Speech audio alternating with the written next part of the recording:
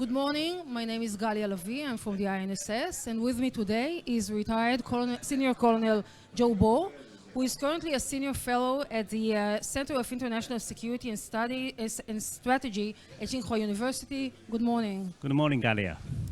You are about to participate in a panel in our conference about discussing the great power competition and the challenges to Israel in the international arena. So I would like to ask you, how do you see the future of China-Israel relation within the context of US-China rivalry?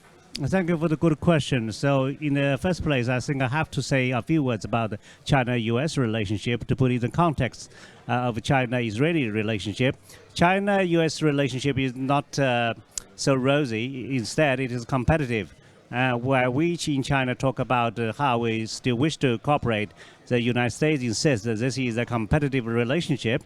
Well, this is a major power relationship. Of course, in major power relationship, there is always an element of competitiveness that we fully understand, but still we hope this can be one of cooperation. Because if it is becoming too competitive, as Joe Biden has said, then I believe we probably are sliding into a new Cold War, if not a hot war. Therefore, we hope this relationship, in spite of its competition nature, would still be one in which cooperation might prevail over competition, and in the worst case, it does not slide into confrontation. So in this context, we know Israel is Americans' staunchest allies, and we hope that this relationship between China and Israel could still be put in bilateral context. Otherwise, it would be siphoned away by this kind of a major competition.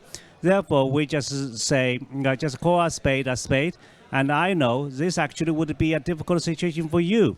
And then my best hope is, as a sovereign state, you would actually stand on kind of principles. That is, you see the nature of the issues and you decide for yourself what you would like to do. We do not want you to pick sides. That would be intrinsically difficult for you.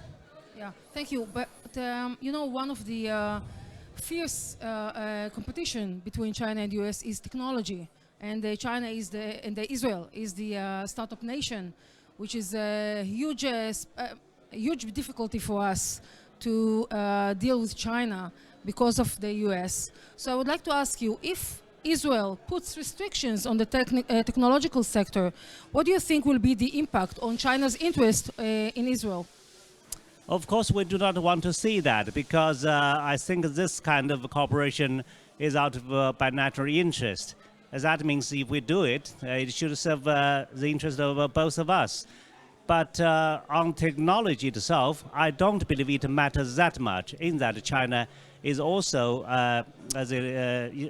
actually China is the largest industrial nation on earth. That means apart from a few areas where our shortcomings are somewhat obvious, like semiconductors, chips, engine, I can hardly think there are many areas where China's technological advantage are so weak. So therefore, in terms of China's cooperation with Israel in technology, I believe there aren't many areas that we are in bad need of any Israeli technology. I'm not a technical guy, so I can't point out exactly where these areas are, but I believe there aren't many areas. But I hope, again, as I said in the beginning, you would make your own decision based on your own principles and your own national interests. Thank you. And another panel today will discuss the Ukraine-Russia war. And I would like to ask you, how do you see China's position on this war, and what can China do to end it? Well, China, first of all, has not picked a side, because China stands on a kind of neutrality being called between Russia, its strategic partner, and Ukraine, which takes China as its largest trading partner. Therefore, it's a difficult situation for China, but we have to manage. The good thing is, I believe the Chinese government has actually made a very constructive proposal about how peace may just eventually come to the soil of Ukraine. Of course, right now there are so many proposals, and no one is interested in accepting any proposal because there's two warring parties, are just fighting against each other without any signs of ceasefire. But no war will last forever.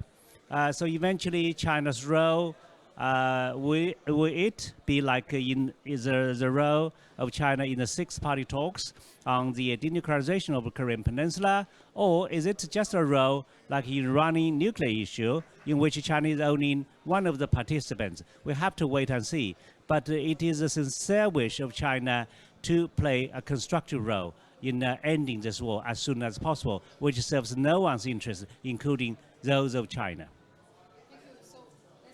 The war will end with or without China's help.